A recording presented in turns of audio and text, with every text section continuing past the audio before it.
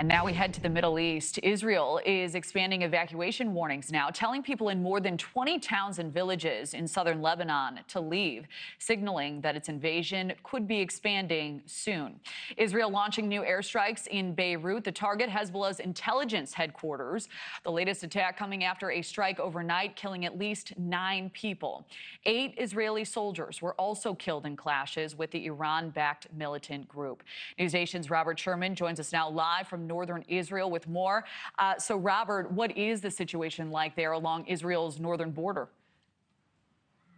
Well, Kelly, I can tell you this is that over the last few hours, we have been hearing the sound of interceptions taking place in the sky, largely east and north of us here along the border with Lebanon. We're about 20 miles away or so from Lebanese soil particularly, but it has been rather constant here today in terms of the number of sirens that are going off in some of these northern Israeli communities and the action taken by the IDF so far.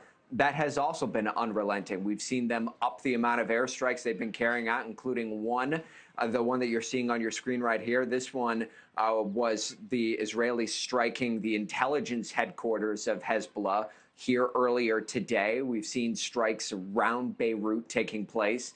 And then in terms of the on-the-ground operations, no indication that this is going to be slowing down anytime soon. In fact, as you mentioned, those evacuation orders, there has been this insistence from the Israelis that they will continue to operate in order to try and push Hezbollah back from southern Lebanon to the northern positions of the Litani River in order to try and secure northern Israel and get people back into their homes here, because many have been displaced for months on end, tens of thousands of people here. Those operations taking place on the ground in southern Lebanon.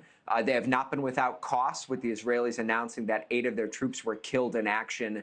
But at this point, Kelly, if I could hammer one thing home, it's that the tension has not been released since those strikes from Iran. It has been rather constant here, and it's not subsiding by any stretch of the imagination. Kelly? You know, and to your point, Robert, can you talk a little bit more about the situation in Lebanon specifically?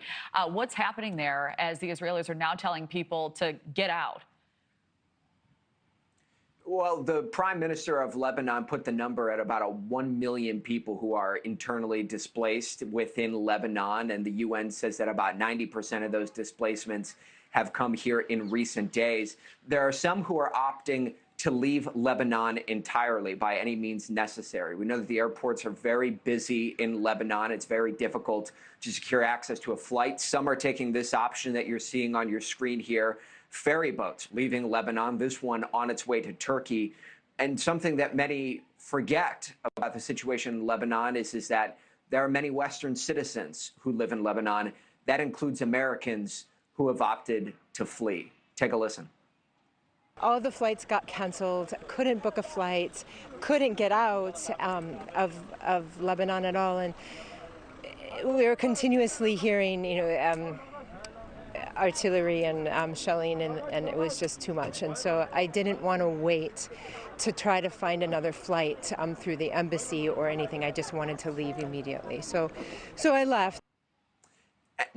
And this is what you're seeing with a lot of major countries around the world, is putting the full court press on to get their citizens out.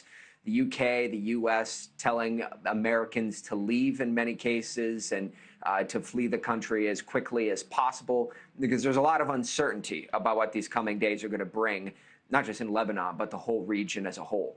Yeah, you Kelly? can hear the urgency in her voice there as well. Robert Sherman, great reporting. Thank you. And you can sign up for Robert Sherman's NewsNation newsletter by scanning the QR code that's on your screen right now. There you can catch his firsthand account covering the war in Frontlines with Robert Sherman. Thank you for watching. Go to newsnationnow.com to find NewsNation on your television provider. And don't forget to click the red subscribe button below to get more of NewsNation's fact-driven, unbiased coverage.